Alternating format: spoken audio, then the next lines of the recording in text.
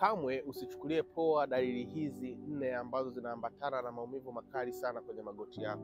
Dalili hizi ni za muhimu sana kuzichukulia katika hali ya userious. Dalili ya mwisho ya 4 ni ya muhimu zaidi. Dalili ya kwanza, usichukulie poa unapoona maumivu makali unapokuwa unapanda ngazi. Dalili hii sio ya kuchukulia poa hata kidogo. Lakini pia unapopata maumivu makali muda ule unapotaka kuinama au unapotaka kusimama, usichukulie poa kabisa. Lakini mwisho, unapotembea muda mchache, unatembea kilomita chache, unapata maumivu makali sana, kama usichukulie poa. Dalili ya mwisho na ya muhimu, unapokuwa unatembea kwa muda fulani lakini unapata maumivu makali sana yanayoambatana na milio ya magoti ambayo ni ka. Hivi vitu usivichukulie poa hata kidogo.